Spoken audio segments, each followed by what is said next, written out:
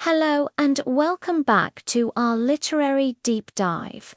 Today, we're re-stepping into the shadowy world of Charles Dickens' Great Expectations to unpack one of its most fascinating and complex characters, Estella. Have you ever wondered what happens when a person is raised not with love, but as a weapon? That's the tragic story of Estella, a character forged in the fires of bitterness and revenge.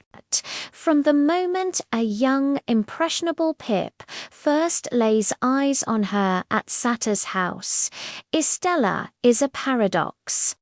Dickens describes her as breathtakingly beautiful, yet possessing a coldness that chills to the bone. She's the star in Pip's sky, but a distant, icy one. This isn't an accident. Estella is the carefully crafted instrument of Miss Havisham, a woman consumed by her own heartbreak, and determined to inflict that same pain on the entire male sex, using Estella as her proxy. Let's talk about that upbringing. Imagine growing up in a decaying mansion, frozen in time on the day of a wedding that never was. Your only guardian is a woman who teaches you that love is a weakness and that your purpose is to break hearts. Estella is told, day in and day out, to be proud, to be hard, and to never, ever feel. Miss Havisham grooms her, dresses her, and educates her, not for her own happiness, but to become a living, breathing tool of vengeance. As Pip himself observes, Estella was brought up by Miss Havisham to wreak revenge on all the male sex. The dynamic between Pip and Estella is the painful, beating heart of this narrative. For Pip, Estella's beauty and her high social standing are a constant, agonizing reminder of his own commonness.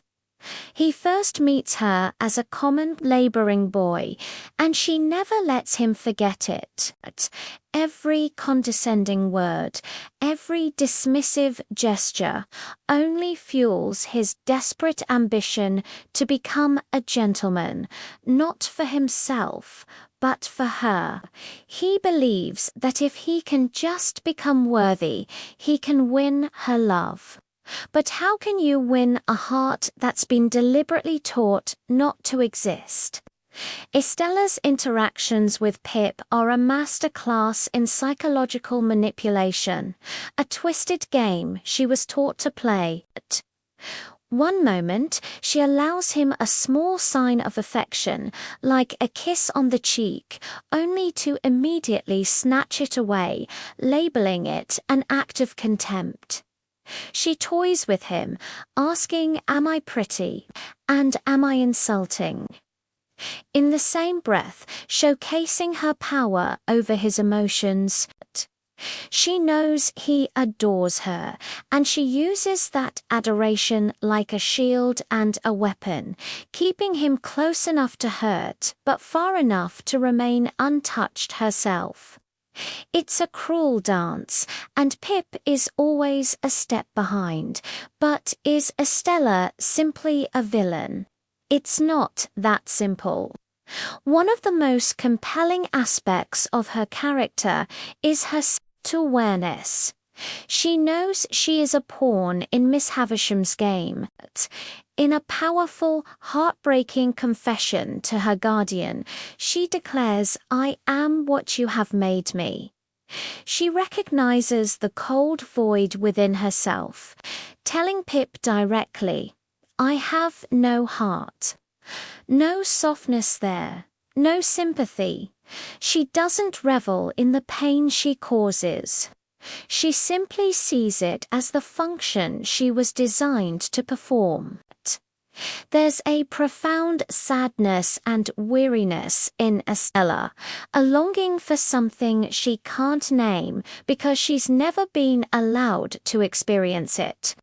Her choice of husband is the ultimate proof of her tragic programming, surrounded by suitors, many of whom, like Pip, genuinely admire her. She chooses Bentley Drummle.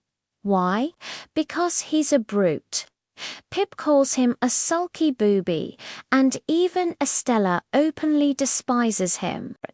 By marrying a man incapable of real love or tenderness, she ensures she will never be emotionally vulnerable.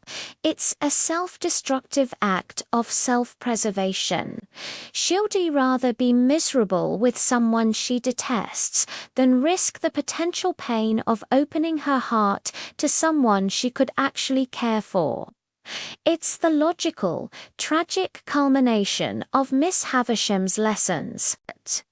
This brings us to one of the most explosive scenes in the novel, Estella's final confrontation with Miss Havisham.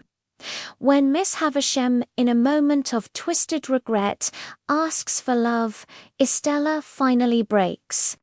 She turns all the years of manipulation back on her creator, saying, "Take all the praise, take all the blame, take all the success, take all the failure.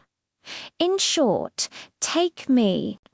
This isn't just defiance, it's a declaration of a separate identity.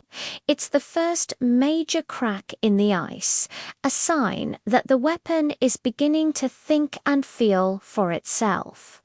The novel's ending, famously rewritten by Dickens, leaves us with a fragile glimmer of hope.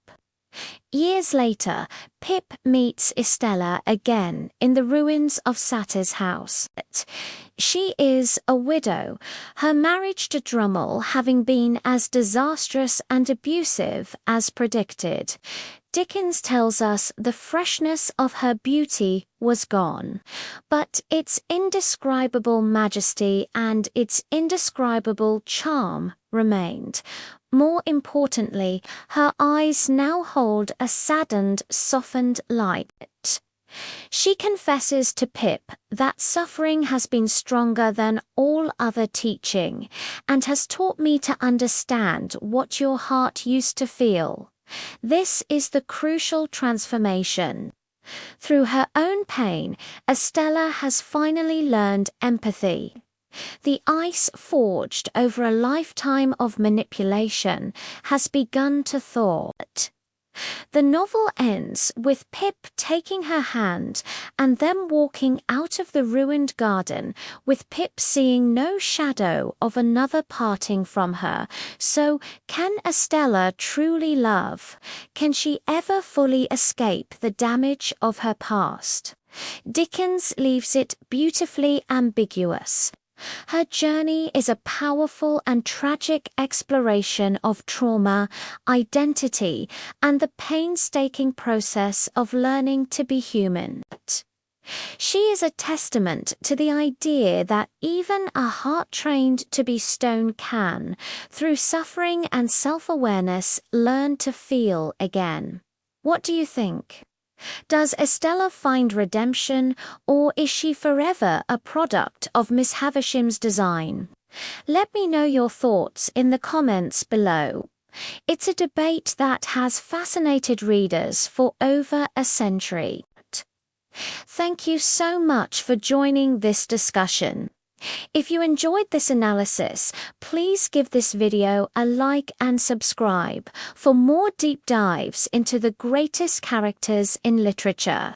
We'll see you next time.